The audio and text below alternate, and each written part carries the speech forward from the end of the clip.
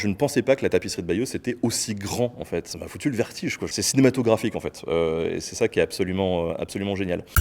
Est-ce que tu aurais 3 faits historiques un peu étonnants sur la Normandie à nous expliquer? Alors, quand j'ai bossé sur la Normandie, j'ai bossé aussi beaucoup sur la figure de Guillaume le Conquérant. Il y a un truc qui m'avait passionné, c'était l'histoire du Domesday Book, où en gros, quand Guillaume le Conquérant va conquérir l'Angleterre, il va recenser en fait tous les biens dans chaque ville à disposition. C'est un espèce de grand inventaire de tout ça pour être sûr de tout ce qu'il va pouvoir saisir, quoi. Et je trouvais ça assez drôle de l'appeler Domesday Book.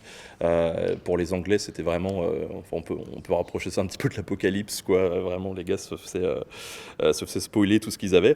J'ai eu la chance d'aller voir au musée de la tapisserie de Bayeux, et j'invite tous ceux qui ont l'occasion de passer dans la région vraiment d'aller voir ce musée, parce qu'il est incroyable. Et moi, je ne pensais pas que la tapisserie de Bayeux c'était aussi grand, en fait. Et vraiment, ça m'a foutu le vertige, quoi. Je me suis dit, mais ils ont passé combien de temps à broder ça? C'est incroyable. Il y a plein de petits détails dessus. C'est vraiment c'est cinématographique, en fait.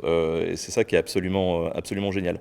Quand j'ai bossé sur la ville de Caen aussi la première fois, en 2015-2016, j'ai été faire un peu de spéléologie dans les carrières de Caen.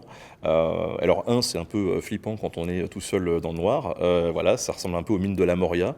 Mais ce qui était assez bouleversant, c'est qu'on est tombé sur des objets, en fait, des traces de réfugiés des bombardements pendant la Seconde Guerre mondiale. On avait une partie de la population qui allait se réfugier dans ces carrières. Et donc là, on a des bouteilles, des chaussures, ce genre de choses qui n'ont jamais bougé, en fait, hein, qui sont toujours là. Et c'est très poignant.